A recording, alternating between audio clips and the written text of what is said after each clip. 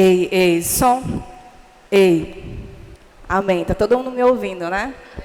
Glória a Deus. Saúde, amada igreja, com a paz do Senhor. Amém? Amém. Podem sentar.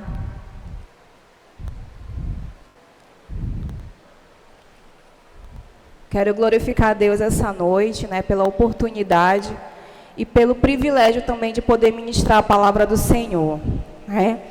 E hoje nós vamos falar de um tema muito importante, né, um tema fundamental, no qual o Senhor estará nos direcionando essa noite. Se você trouxe papel, caneta, anote, né?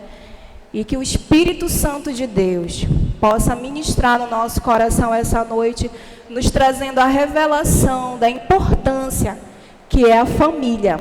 Amém? E o tema dessa mensagem é o poder, a importância e a responsabilidade da família. Nós vamos abrir aqui a nossa Bíblia em Daniel. Abra aqui em Daniel, capítulo 2, versículo 8, amém?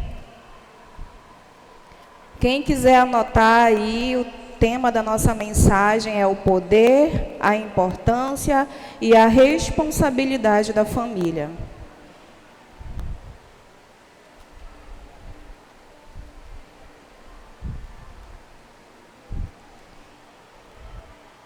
Daniel, capítulo 2, versículo 23, tá?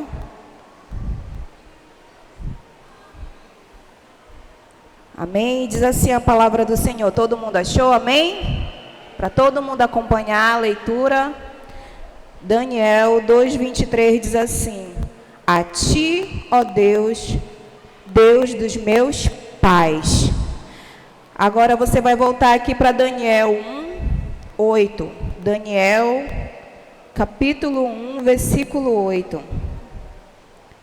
E diz assim a palavra do Senhor: Resolveu Daniel firmemente não contaminar-se com as finas iguarias do rei, nem com o vinho que ele bebia. Né? A gente vai parar aqui nessa primeira parte. Mas o que a gente vê aqui, irmãos, aqui em Daniel 1:8, a gente vê aqui um adolescente, né? Mais ou menos nessa faixa etária aqui de Daniel, ele era um adolescente. Né? Então era um adolescente que estava longe da sua casa, né? Longe da sua família, do convívio familiar. Ele estava longe da sua cidade, estava longe da sua cultura, estava longe dos seus costumes, né? Então ele foi inserido numa outra cultura. Ele foi inserido compulsoriamente, né? Foi levado cativo.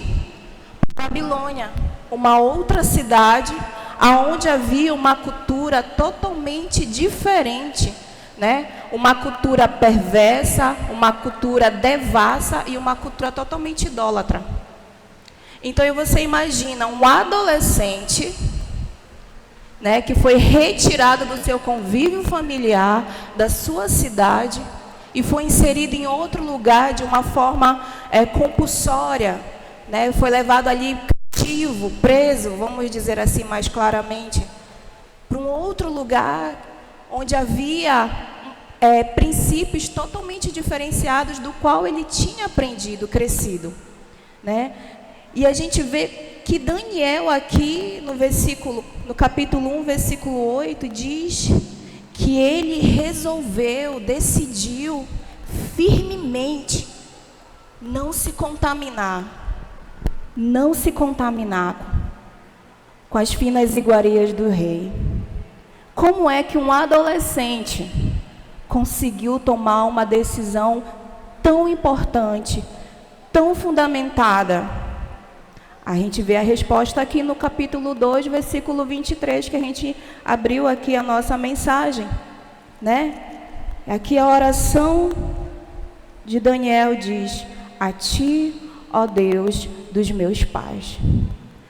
Aqui Daniel mostra qual foi a sua base, o seu sustento, o seu início, a família. E nos revela o quê? A importância a extrema e suma importância dos pais na criação dos seus filhos, né? Aí você pode anotar aí qual é a importância dos pais para os filhos. Primeiro, é importante para o seu desenvolvimento, é importante para o seu crescimento e é importante para o seu amadurecimento. Sabe por quê, irmãos? Porque a família, ela é a primeira agência socializadora da criança, né? Em quais âmbitos? Né? Mas eu vou aqui repetir novamente, que tem umas palavras assim que são um pouco complicadas de entender. Mas a família, o primeiro ponto, a família é a agência socializadora, tá? Porque ela transfere para os seus filhos uma herança. Ela transfere uma herança biológica, psicológica, sociológica e espiritual, tanto para o bem como para o mal. Então, aqui a gente consegue perceber realmente a importância que tem a família, a base familiar, né? Inclusive, a família ela foi a primeira instituição criada por Deus, né? Gênesis 1 fala sobre isso e Gênesis 2 também fala sobre isso. E o segundo ponto aqui é que os pais são fundamentais na formação do caráter e da personalidade dos filhos, né? Você pode anotar aí o segundo ponto, tá? Eu vou repetir aqui o primeiro, só para a gente se situar, né? E eu queria frisar novamente a importância da gente anotar. A família, o primeiro ponto, a família é a primeira agência socializadora, ou seja, ela transfere para os filhos uma herança, primeiro, biológica, né? Só para explicar mais claramente, essa herança biológica é aquela, olha a cara do pai, olha a cara da mãe. Essa é a herança biológica que é transferida para os filhos. Vocês estão me entendendo? Amém? A herança psicológica, né? Às vezes aquele pai, aquela mãe, é aquela pessoa que é muito temerosa, né? Tem medo de sair, de ser assaltada. E normalmente o filho, ele adquire essa herança também, cresce diante disso. Também se torna uma pessoa temerosa. Sociológica, né? Às vezes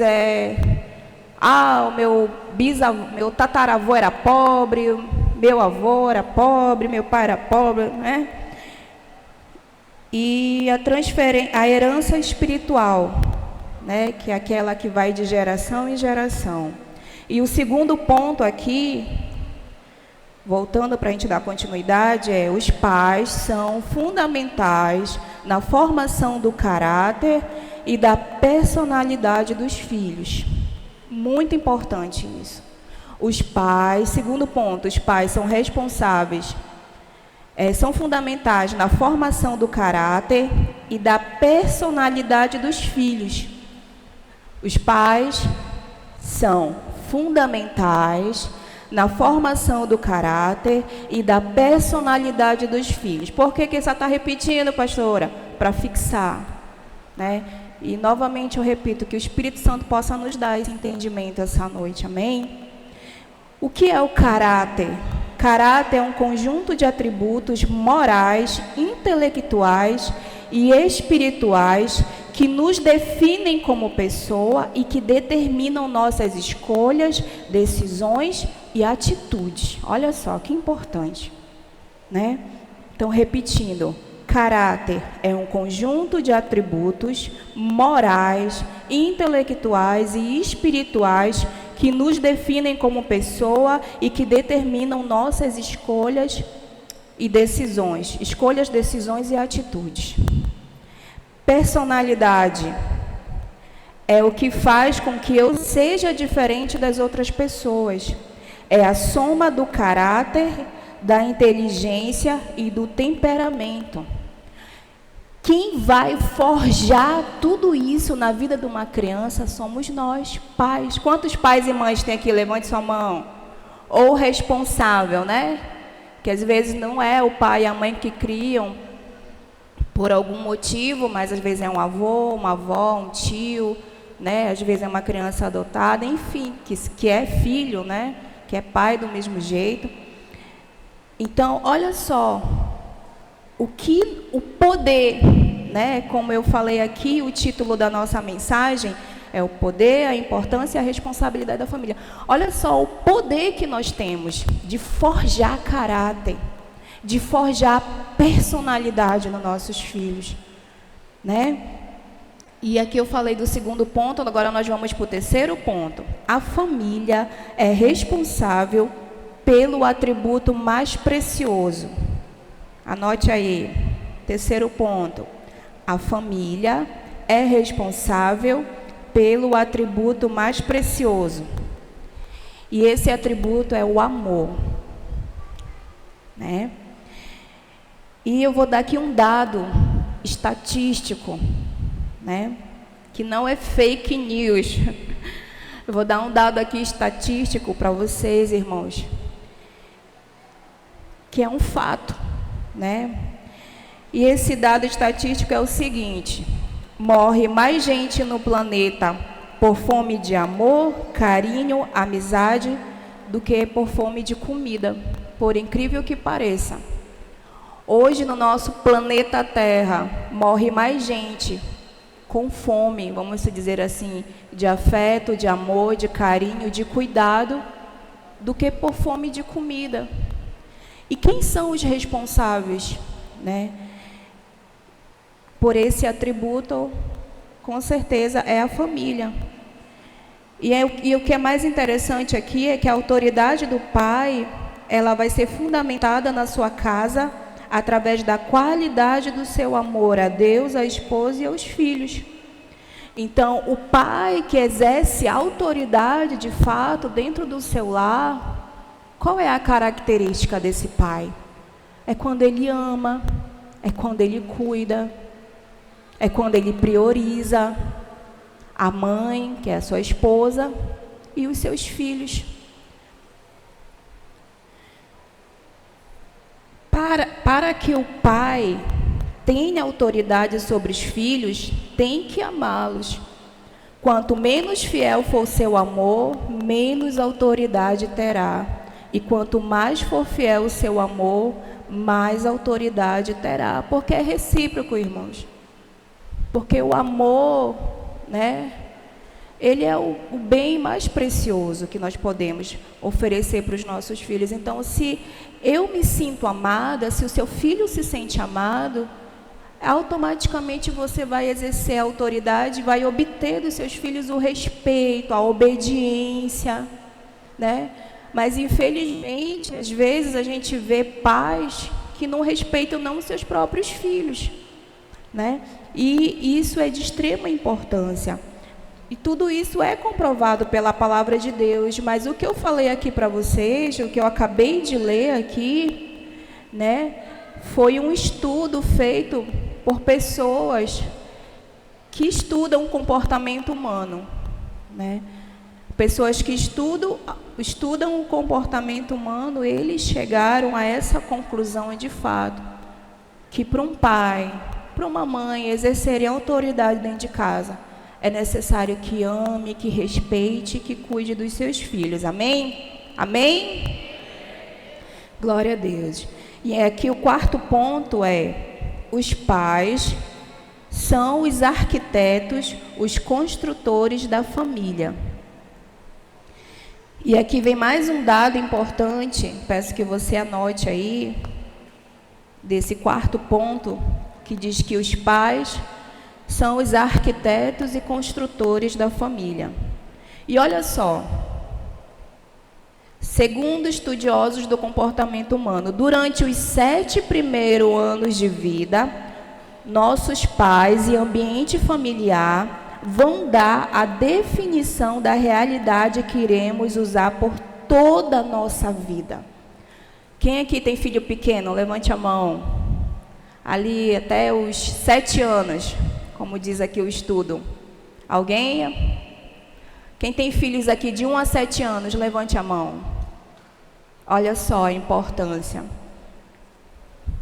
Então, durante os 7 primeiros anos de vida, nossos pais e ambiente familiar vão dar a definição da realidade que iremos usar por toda a nossa vida. Né? O que as nossas crianças têm de fato absorvido, não é da rua não, irmãos, é dentro de casa mesmo. Né? Isso vai definir, esse ambiente familiar vai definir, durante esses primeiros 7 anos, vai definir a realidade que essa criança vai ter por toda a sua vida. Né?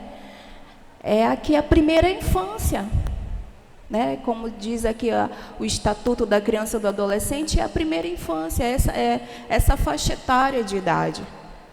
Então, a convivência familiar vai definir dessa criança o que ela vai viver o resto da sua vida.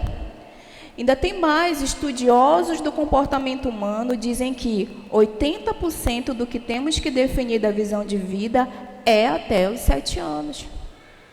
Né? 80%, não é 100%, mas 80%, né, é definido até os 7 anos. E mais uma vez eu falo aqui, friso, da importância da primeira infância, né, do que essas crianças têm aprendido e do que nós, como pais, que somos responsáveis, temos ensinado. E é por isso que a gente vê realmente, né, a gente vê aí o investimento do inimigo contra a vida das nossas crianças dentro dessa faixa etária. Né? Ideologias que querem fazer o quê? Com que essas crianças cresçam pessoas desestruturadas. Esse é o objetivo de Satanás. Por isso que nós hoje, que estamos aqui essa noite, e você também que está nos assistindo aí na sua casa, né?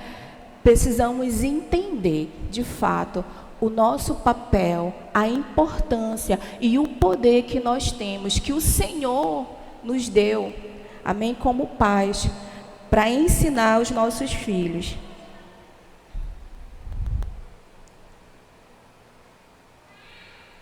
E aí, destacando aqui alguns pontos, que fala que os relacionamentos tensos, eles geram filhos problemáticos, né? É o pai, é a mãe que discute na frente dos filhos. Eu acho muito interessante quando o apóstolo Helder está pregando aqui, ele usa o exemplo, né, do pastor Eduardo com a irmã Catarina, que a brincadeira dos filhos era imaginar uma briga entre os pais, né?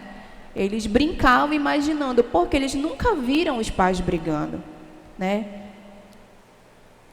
E não é pelo fato desses pais, né, no caso aqui, o pastor Eduardo, a irmã Catarina, serem pessoas perfeitas, não, com certeza, perfeito só o nosso Jesus é. Mas entenderam que para preservar os seus filhos, eles precisavam discutir todo e qualquer assunto num ambiente reservado, num ambiente separado. Né? E muitas das vezes tem pais que até jogam as crianças no meio, olha, vem cá, tá vendo aqui? Irmãs, irmãos, né? Relacionamentos com esse alto nível de tensão geram filhos problemáticos. Precisamos vigiar com relação a isso, né? Porque a mudança, ela começa onde? Dentro de nós, dentro da nossa casa. Começa por nós. É entender de que forma as nossas atitudes podem influenciar na vida dos nossos filhos. E influenciam e muito. E determinam, na verdade, como nós vimos aqui, o futuro dos nossos filhos. Amém. Obrigada. E aqui um segundo tópico é a figura paterna omissa. A figura paterna omissa gera o quê? Um alto índice de suicídio, gera um alto índice de meninas que se envolvem num relacionamento precoce, né? Por muitas das vezes querer ver naquele homem uma figura paterna que ela não teve. Porque há uma omissão por parte dos pais. Então, olha só, a figura paterna omissa gera um alto nível de suicídio, né? E de meninas que se envolvem em relacionamentos precoces. Isso aqui é só mesmo 2 pontinhos, irmãos, mas isso gera muito mais coisas, muito mais. As consequências são muito maiores que isso, né? Outra coisa, a figura materna possessiva, ela gera doenças emocionais e homens fragilizados, né? Aquela mãe que quer dominar tudo, não, é do meu jeito, meu filho casou, mas eu que tenho que ir lá, eu que tenho que resolver, ou seja, ela vai gerar doenças emocionais e homens fragilizados, né? E mais uma vez eu friso aqui a importância de nós como pais e principalmente, fundamentalmente como igreja, entendermos o nosso papel no âmbito familiar, né?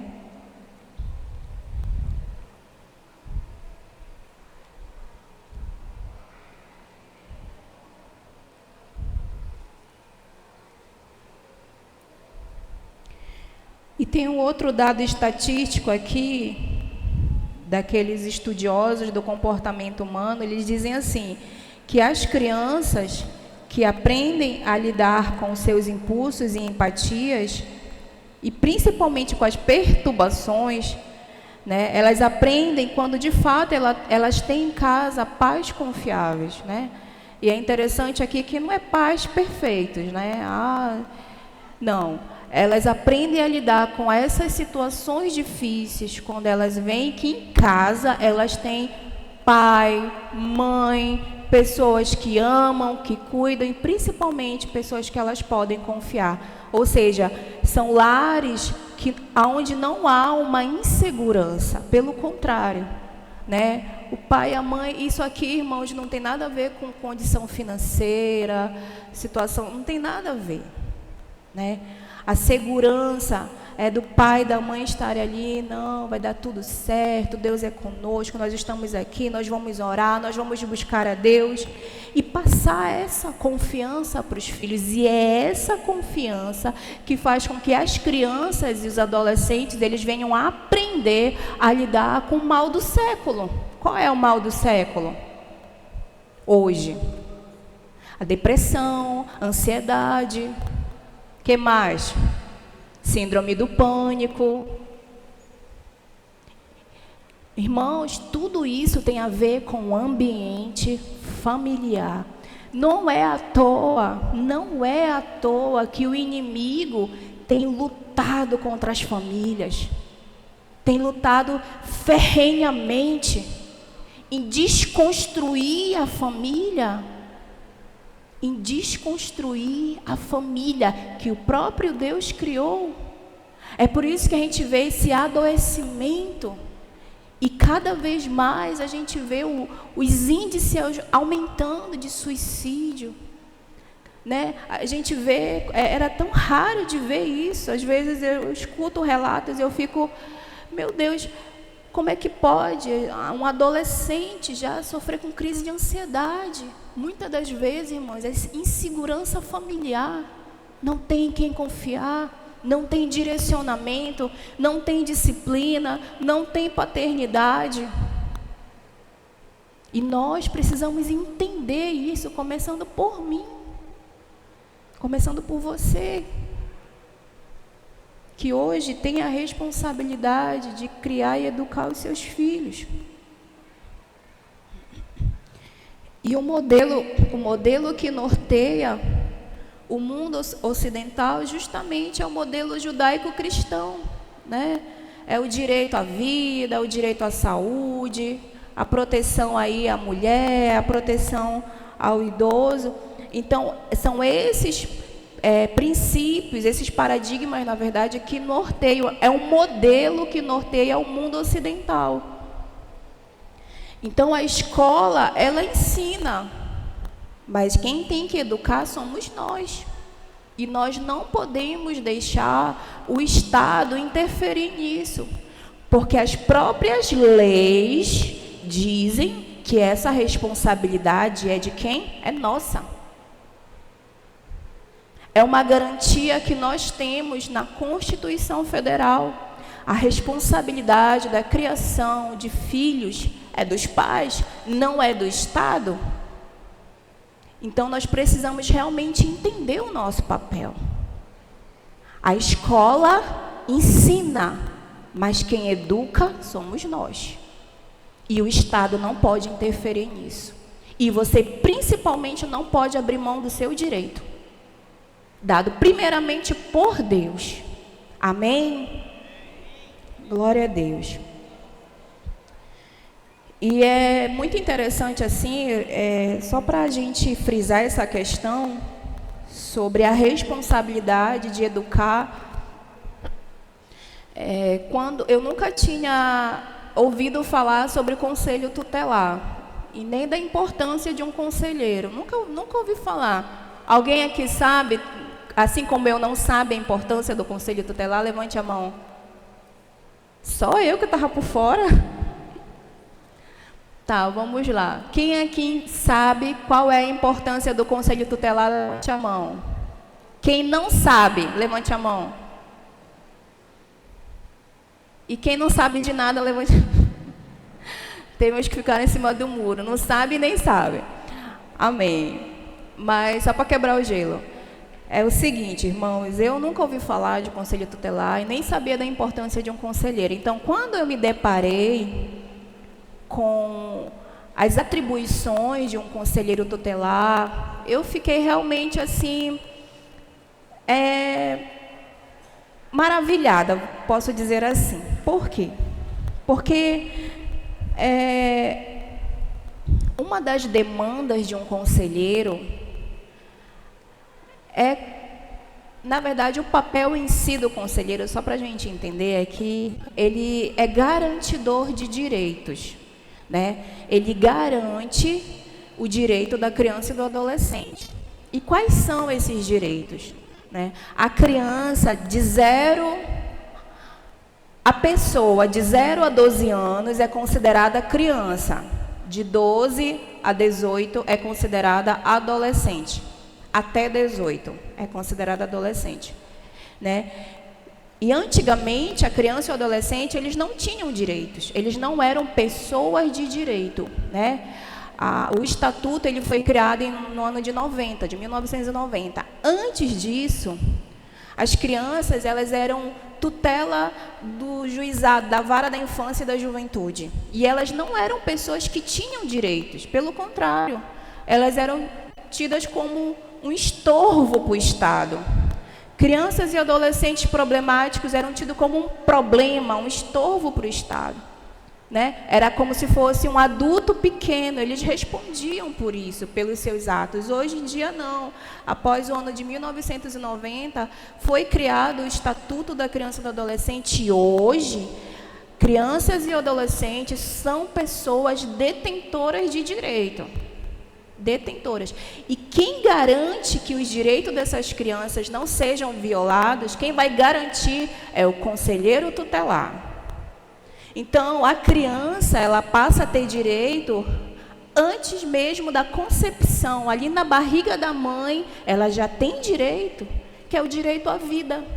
É por isso que a mãezinha tem que ter o acompanhamento ali no posto de saúde, fazer o pré-natal. É um direito da criança, não é nem da mãe, né? É o direito daquela criança que está sendo gerada no ventre da mãe. Então, a criança ela tem o direito à vida, à saúde, à alimentação, à escola, ao lazer, à dignidade, ao respeito, né? À religião, ao lazer, ao esporte. Ela tem vários direitos. E quem vai garantir com que esses direitos sejam preservados é o Conselho Tutelar, na pessoa do conselheiro. Mas o que eu queria frisar aqui com relação a isso é que lá no Estatuto da Criança e do Adolescente, o ECA, diz que o primeiro garantidor desses direitos é quem? Papai e mamãe. Então, perante a lei, nós somos as pessoas responsáveis, né? Pela educação, pela criação, em respeitar, em cuidar, em fazer com que os nossos filhos vivam em sociedade, né? E de correr atrás dos demais direitos, que é responsabilidade do Estado, como, por exemplo, vaga em creche, vaga em escola, é um direito da criança, né? E quando você encontra essa dificuldade, às vezes, de conseguir uma vaga numa creche, numa escola, você não conseguiu, você pode recorrer ao conselho tutelar, porque ele vai fazer valer o seu direito. O seu não, o da criança. Vocês estão entendendo? Então, para resumir isso aqui, o que eu quero dizer com relação ao conselho tutelar que foi citado agora, é que até diante da lei, né, da criança e do adolescente, a responsabilidade de garantir esses direitos, primeiramente, é nossa como pai e mãe. Amém? Todo mundo entendeu? Dê um glória a Deus aí, então. E aqui o quinto ponto que eu vou citar essa noite é que tipo de filhos estamos construindo. Amém? Você pode anotar aí o quinto ponto. Que tipos de filhos estamos produzindo, construindo? A gente vai abrir aqui a nossa Bíblia em Provérbios 22, 6.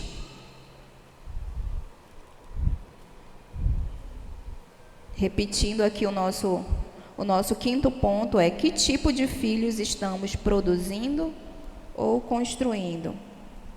Provérbios, capítulo 22,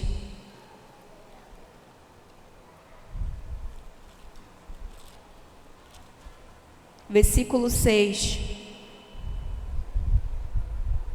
Diz assim a palavra do Senhor: ensina a criança no caminho em que deve andar, e ainda quando for velho, não se desviará dele. Olha só, irmãos, a palavra de Deus, ela diz aqui, ensina o adolescente? Não, ela diz assim, ensina o jovem, ensina a criança, primeira infância. A base é a primeira infância, que foi o que a gente falou aqui agora há pouco.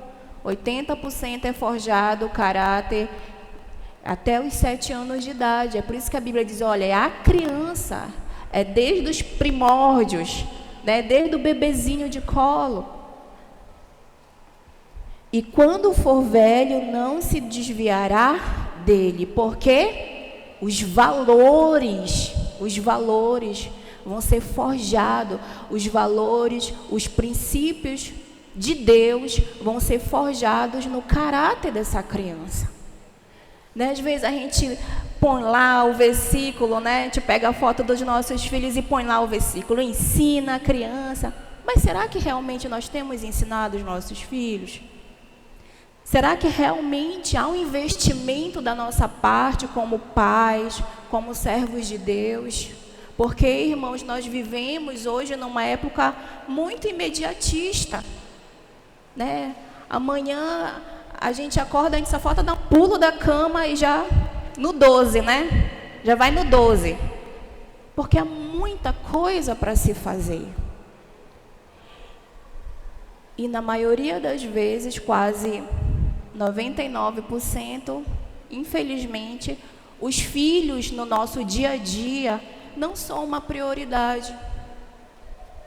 Ter tempo de qualidade com os filhos no nosso dia a dia, muitas das vezes não é prioridade. Porque a gente acha assim, mas está pequeno, é uma criança inocente ainda, não entende de nada. Né, pastor Isânia? Mas sabe que são muito inteligentes, né? Não, irmãos, é a criança, é desde bebezinho. É isso que a palavra de Deus fala. É ser, de fato, forjado nos nossos filhos, desde pequeno, né? É o caráter do Senhor. Efésios 6:4, bora correr aqui rapidinho. Efésios, capítulo 6, versículo 4.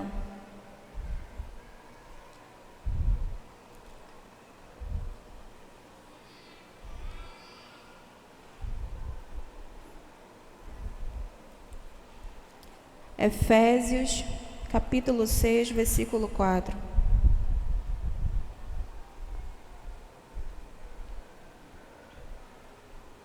Diz assim a palavra do Senhor: e vós, pais, não provoqueis vossos filhos a ira, mas criai-os no que, irmãos? Bora lá de novo, Efésios capítulo 6, versículo 4. E vós, pais, não provoqueis a vossos filhos a ira, né? Aqui entra a questão do respeito, né? Mas criai-os aonde? Na disciplina e na demonstração do Senhor. Agora, bora abrir aqui em Deuteronômio, capítulo 6, versículo 4. Rapidinho.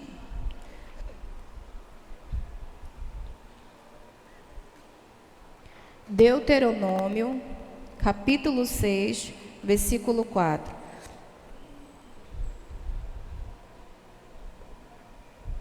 Diz assim a palavra do Senhor: ouve, Israel, o Senhor nosso Deus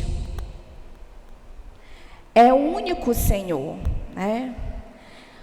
Amarás, pois, o Senhor teu Deus de todo o teu coração, de toda a tua alma e de toda a tua força. E estas palavras que hoje te ordeno estarão aonde? No teu coração. Versículo 7.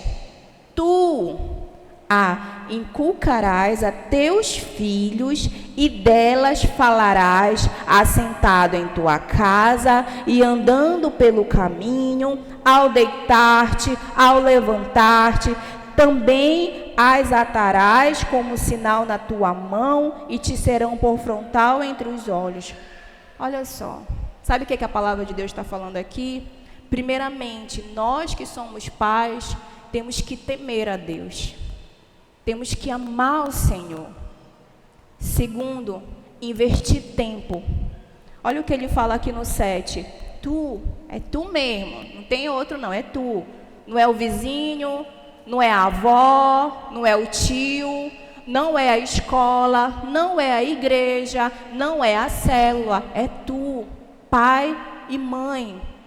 Tu a inculcarás a teus filhos e delas falarás como? Sentado em tua casa, andando pelo caminho, ao deitar-te, ao levantar-te. Ou seja, irmãos, em todo tempo. Em todo tempo, ou seja, aqui de fato investimento nos filhos, com a palavra de Deus, com a palavra de Deus, porque muitas das vezes não se inverte tempo na vida dos filhos, mas se gasta dinheiro com psicólogo, com psiquiatra, com remédios controlados, porque se tornam crianças, como eu havia falado anteriormente, com síndrome do pânico, com isso, com aquilo outro. Irmãos, essa palavra, ela é viva.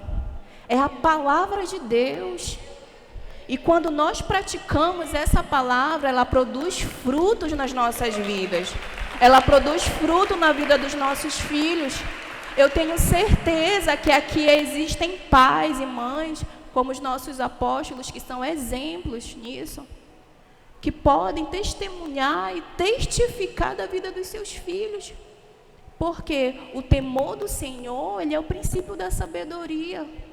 Hoje, a minha preocupação diante do Espírito Santo não é se a Eloá ou a Elisa, se elas vão ser bem-sucedidas, se elas vão se formar. No mundo em que nós vivemos hoje, a minha preocupação é se as minhas filhas vão ser mulheres tementes a Deus. Sabe por quê? Porque o temor do Senhor, ele é o princípio do saber. Como é que as minhas filhas vão ser mulheres bem-sucedidas se elas forem tementes a Deus? Esse é o segredo. Amém? É esse que tem que ser o desejo do nosso coração.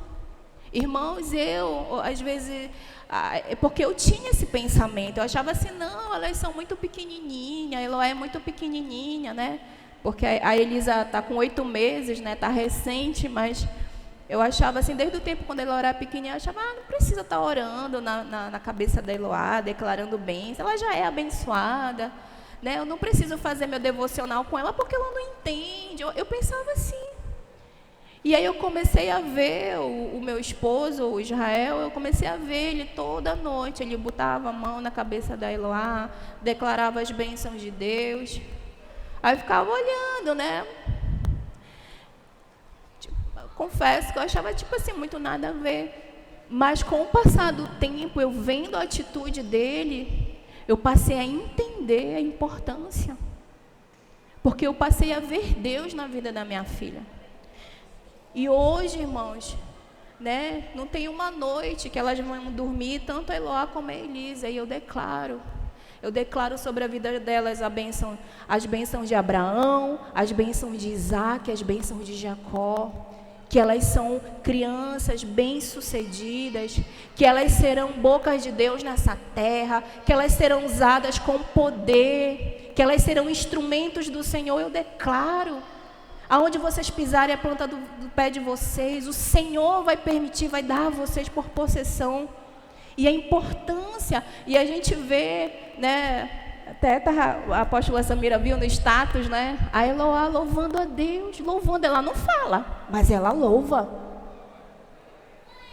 né? São poucas palavras, as palavras são muito escassas da Eloá devido ao autismo, mas já houve uma progressão, porque Deus ele é fiel, né? Aqui muitos sabem do testemunho da Eloá, mas ela tem um vocabulário muito limitado, né? São pouquíssimas palavras, mas ela louva.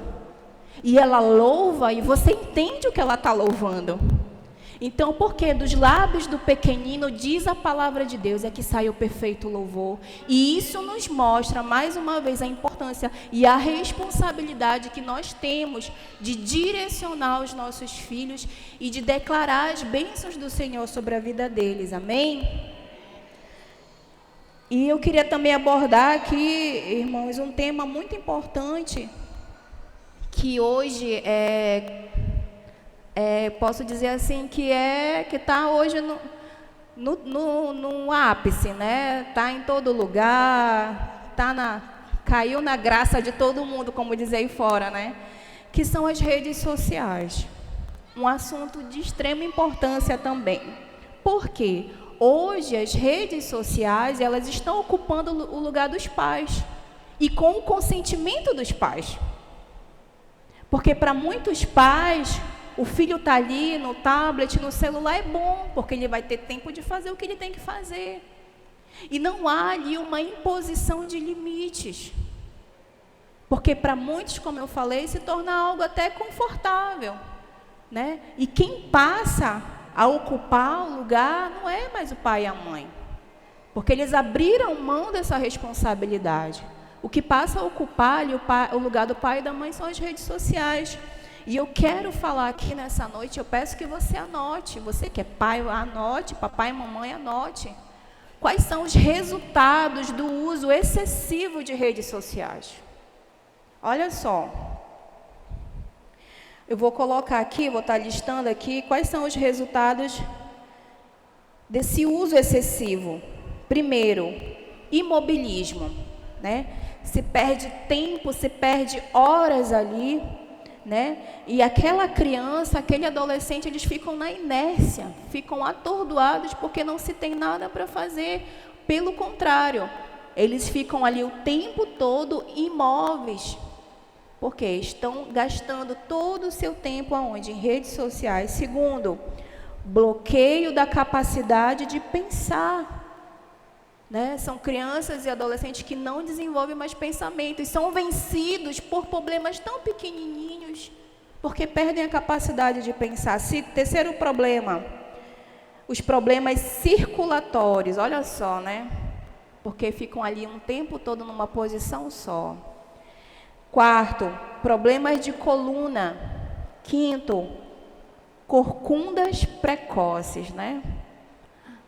Tem um monte aí andando tudo corcundinha, né? Porque é uma questão de ergonomia, né? É todo o tempo assim, ó.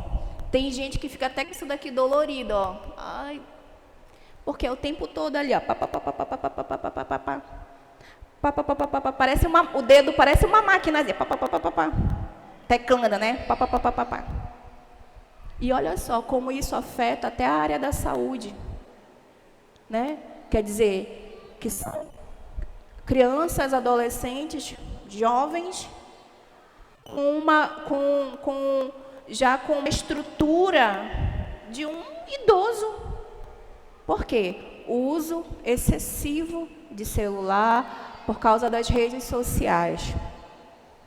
Irmãos, o diabo, ele tem as artimanhas dele. É atrativo, não é atrativo? Né? Se passa ali 1, 2, 3, 4, 5 horas e você vê, parece que o tempo voou. Você não sente o tempo passar.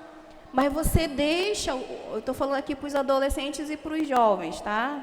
E crianças também, os papais.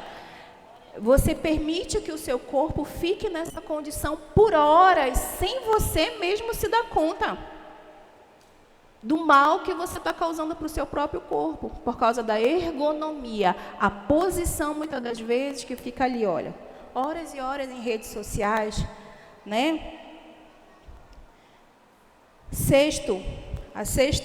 sexto resultado do uso excessivo de celular e redes sociais: bloqueio da capacidade mental. Por que esse bloqueio da capacidade mental? Porque muitas das vezes eles acabam absorvendo muita informação, né? Mas informação não é conhecimento. Conhecimento, ele é permanente, informação não, ela é passageira. Então, esse pouco conhecimento faz com que haja um bloqueio mental. Às vezes a pessoa não sabe nem se expressar, porque não há um conhecimento. 7º ponto, cerceamento do conhecimento idiomático, ou seja, a pobreza de linguagem, né? Já não é mais o não, é só o N. Já não é mais o porquê, é só o P e o que. Vocês entendem o que eu estou falando? Há o que aí? Há um cerceamento do conhecimento idiomático. E sabe por quê? Começa-se as abreviações de tudo que se digita. Quando você vai para a escrita, você já não sabe mais como é que se escreve direito. Quem se identifica com isso? Levante a mão. Você começa a abreviar tudo que você quer falar para economizar tempo. E quando você vai realmente para a escrita, você já não sabe mais nem como é que se escreve. Há um retrocesso. Olha só, como é maléfico mesmo, esse uso excessivo. Amém? 8º,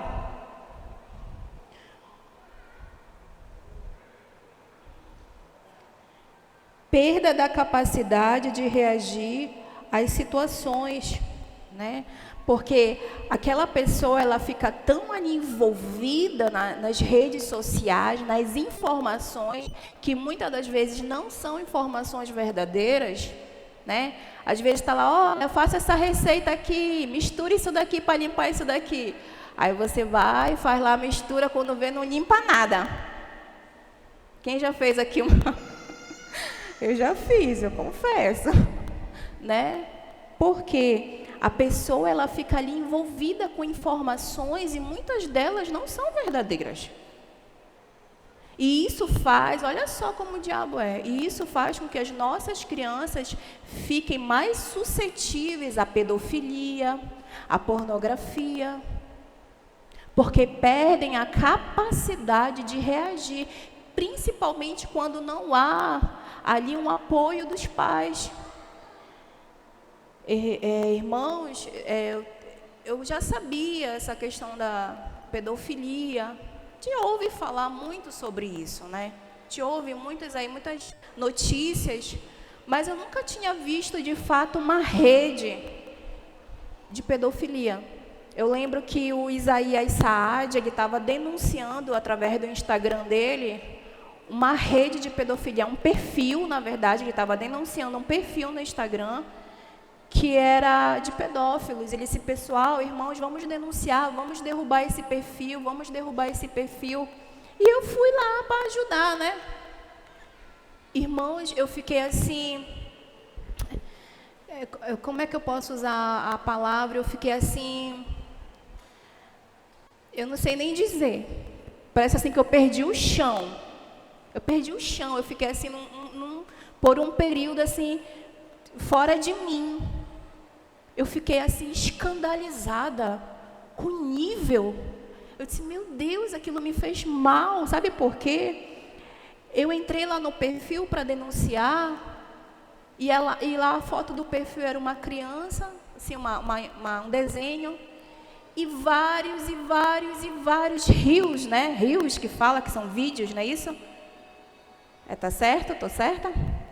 Vários rios, vídeos de crianças dançando, músicas sensuais, música que faziam apologia ao sexo ilícito. Crianças que não tinham corpo, não tinham formação de corpo. Eram crianças com shortinho, com blusinha, dançando, sensualizando. Eu falei, meu Deus, eu fiquei escandalizada, eu nunca tinha visto isso. A gente vê, às vezes, umas menininhas andando assim com roupa, mas daquele jeito eram muitas crianças. E quem é que estava ali comentando? Os pedófilos. Os pedófilos. E eu pergunto, cadê os pais dessas crianças? Cadê a mãe dessa criança? Cadê os responsáveis por essa criança? Irmãos, enquanto a gente está preocupado, muitas das vezes, com o que comer, com o que beber, com o que vestir, não crendo na provisão de Deus, nós deixamos os nossos filhos de segundo plano e o diabo não perde tempo. Ele investe lá no TikTok. TikTok é a primeira rede social mais acessada. Os videozinhos lá. Nós não podemos perder o controle, irmãos, como pais, porque essa é uma responsabilidade que cabe a nós. Amém? Então, a gente viu aqui o perigo do uso excessivo das redes sociais. Então, o aprendizado, agora voltando aqui para os pais, o aprendizado, ele consiste em 2 fatores, né? Porque eu estou falando aqui sobre ensinar e a Bíblia fala sobre ensinar, né? Então, o aprendizado, ele consiste em 2 fatores, que é a imitação e a adaptação. Anote, isso é importante que eu vou falar aqui. O aprendizado consiste em 2 fatores fundamentais, a imitação e a adaptação. E o que acontece? A criança, ela vai o quê? Ela vai se adaptar mediante aquilo que ela está vendo, né? Então, será que nós somos pais que realmente oramos com os nossos filhos? Não digo nem orar com os filhos, que seria muito importante, mas será que pelo menos os nossos filhos veem a gente orando? Né? Será que os nossos filhos veem a gente meditando na palavra? Por que isso? A imitação e a adaptação, é assim que eles vão aprender.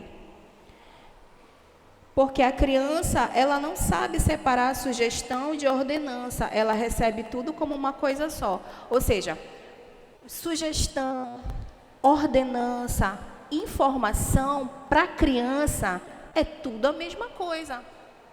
Ela não sabe o que está sendo sugerido, ela não sabe que aquilo é apenas algo informativo, e ela não sabe que aquilo está lhe sendo ordenado. Para ela é tudo a mesma coisa. Por isso que nós temos que nos valer do exemplo, de ser exemplo para os nossos filhos. Não ser perfeitos, não, ser exemplos, fazer de fato o que é certo, fazer de fato o que o Senhor nos ordena a fazer.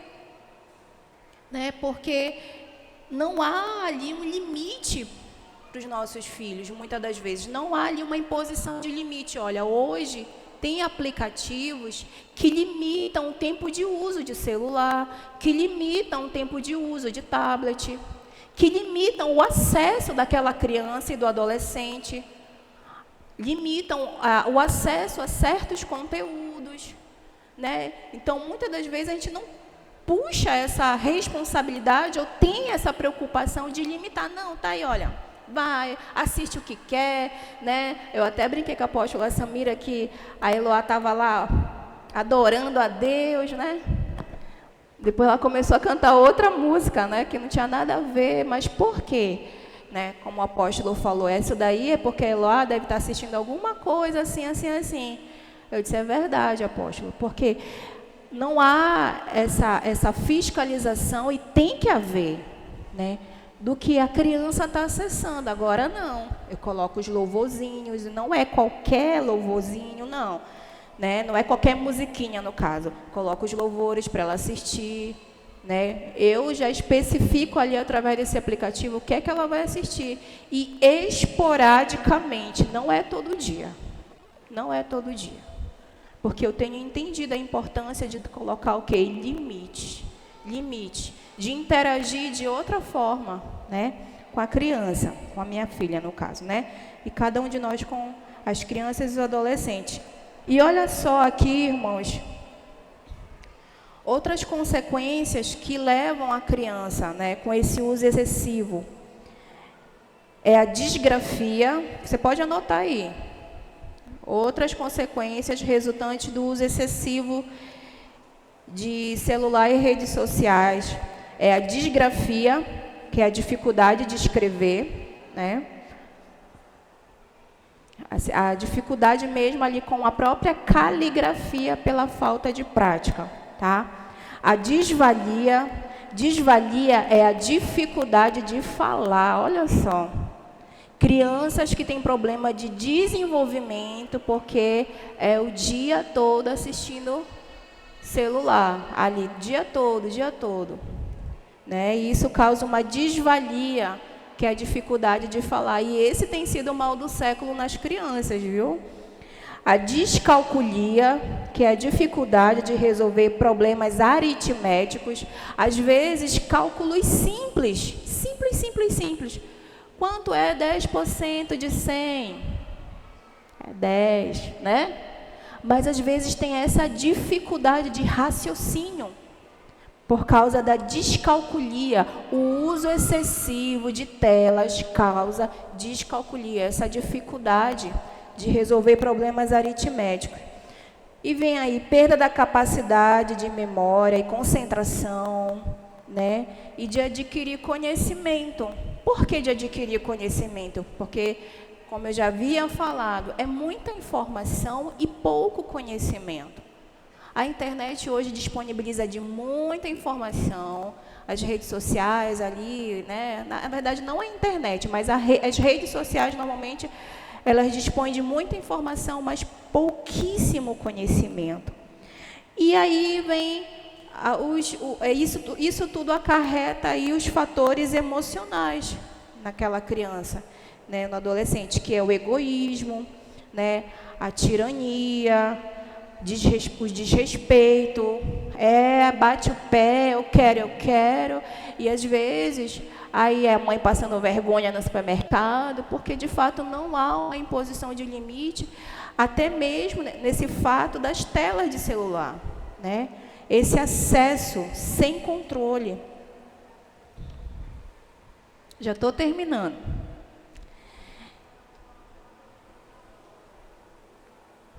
E no âmbito familiar, voltando aqui para essa questão das redes sociais, de celular, já falei aqui das consequências na vida da criança, mas também tem as consequências no âmbito familiar. Por quê? Há um decrescimento no relacionamento familiar. Porque está na mesa, é a mãe aqui comendo, e ó, é o pai ali, e a criança fica lá jogada. Então, ao invés de se haver um progresso, um avanço, há um descrescimento nesse diálogo familiar. Irmãos, que o Espírito Santo de Deus, ele possa nos dar esse entendimento.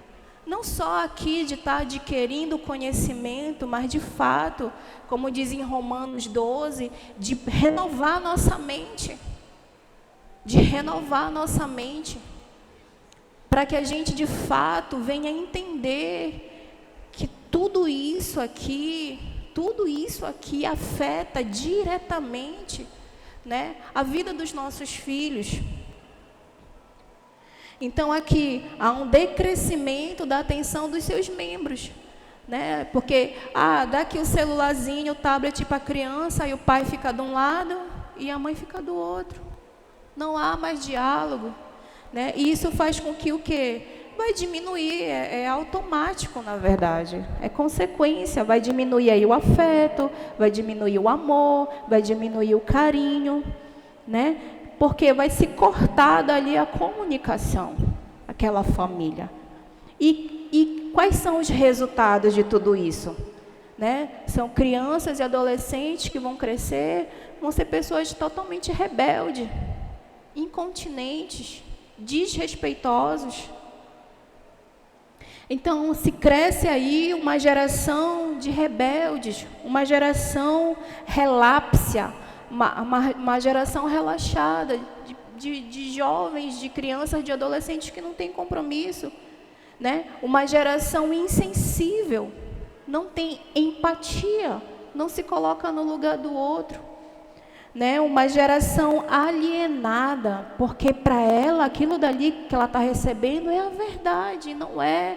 Precisamos ensinar que a verdade é só uma, e essa que é a verdade que liberta, que é a palavra de Deus, né? É uma geração, aí como consequência vem aí essa geração de amores líquidos, né?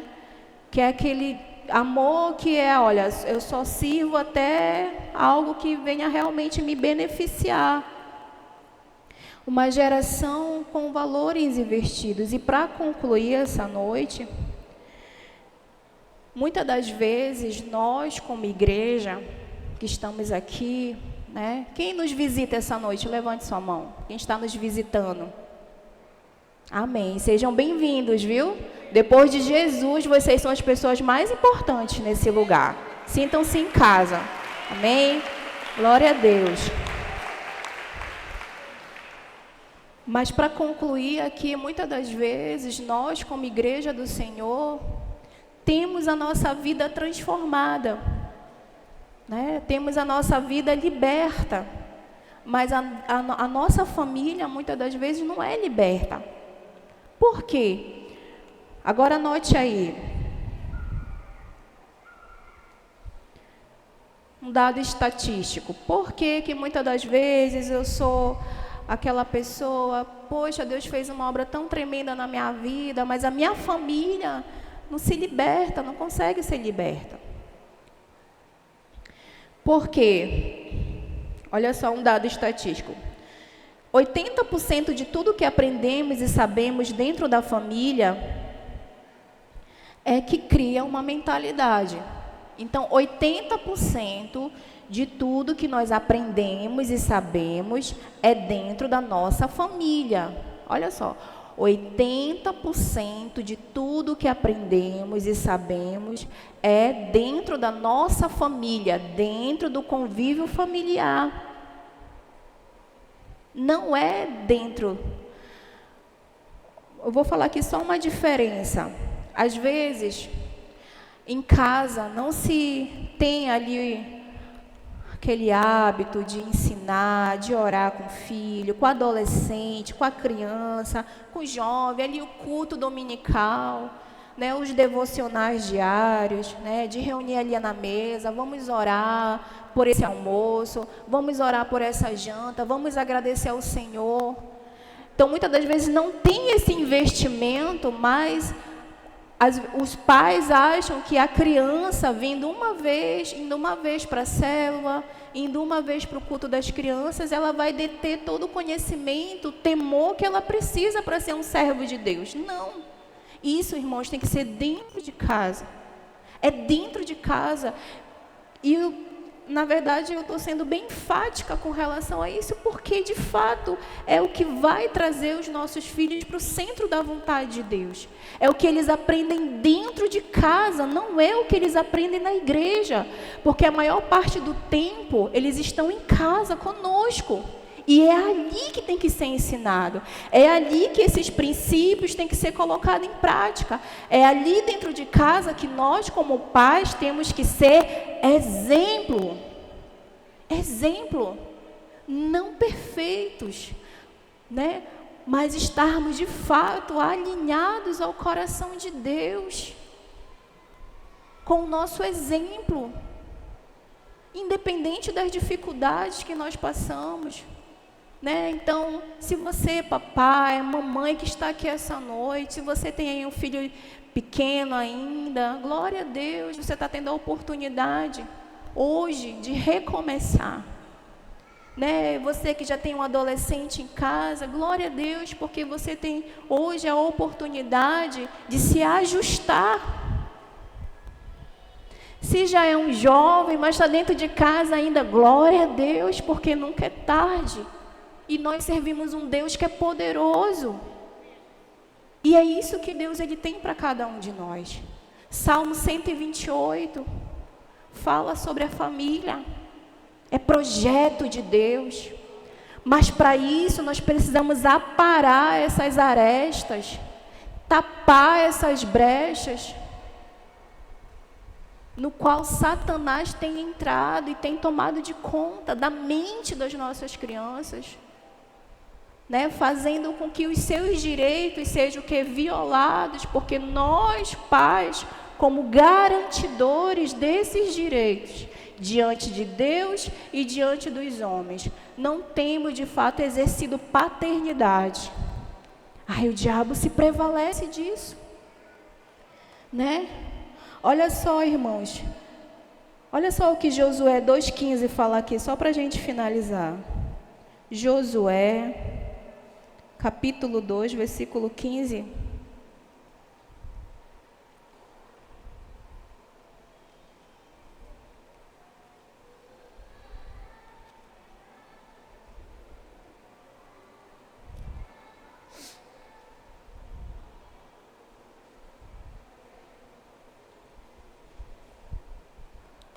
Josué, capítulo 2, versículo 15. Olha só o poder da influência. O poder que nós temos de influenciar toda uma sociedade, sim, mas começando dentro de casa, começando com os nossos filhos.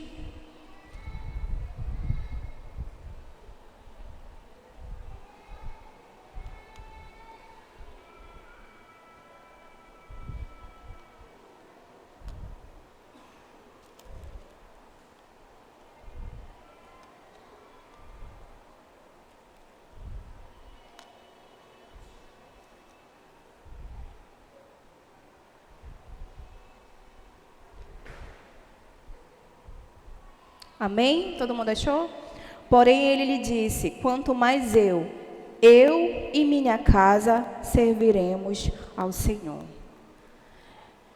Os seus filhos foram influenciados pela fé do seu pai.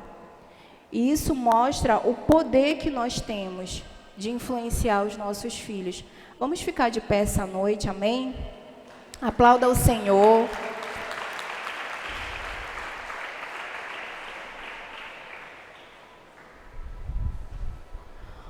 Olha, eu não sei vocês, mas eu e a minha casa, nós serviremos ao Senhor. E assim afirmou Josué, porque a fé de um pai é poderosa para contagiar a vida dos seus filhos. Que os seus filhos possam ver em mim, os nossos filhos, né, possam ver em mim, possam ver em você, papai, mamãe que está aqui, ou o responsável que está aqui essa noite, possam ver uma atitude de fé, um temor, porque para Deus, irmãos, nada é impossível.